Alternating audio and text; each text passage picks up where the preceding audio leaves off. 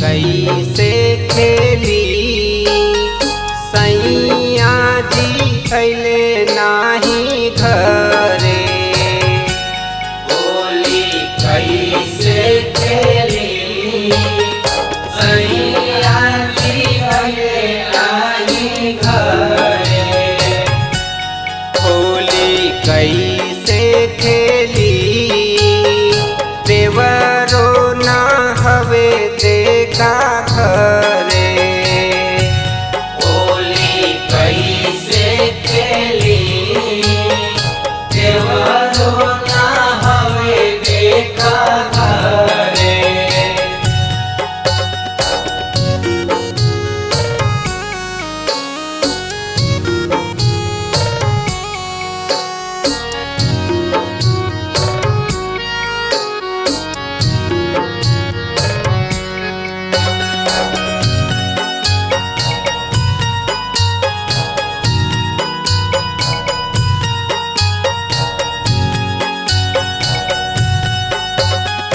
कोयल के बोली देखा मनमो ना भावे।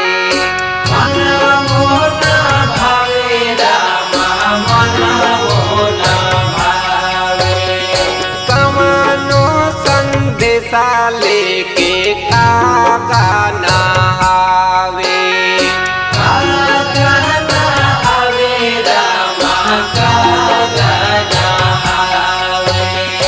होई जाला मनावा कठोर सैया जी हइले नाही घरे। होली कैसे खेली सैया जी हइले नाही घरे।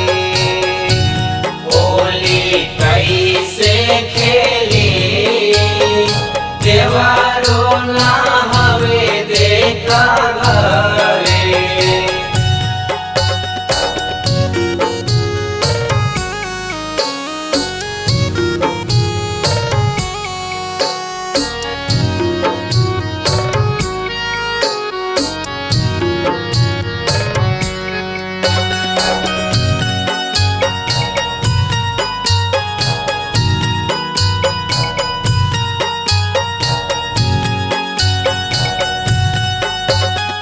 चढ़त फागुन देखा आशा लगवला।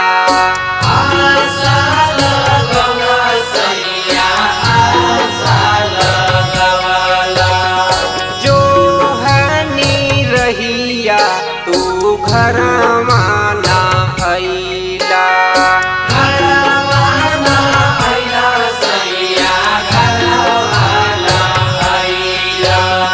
गिरी जाला अखिया से लो सैया जी हइले नाही घरे।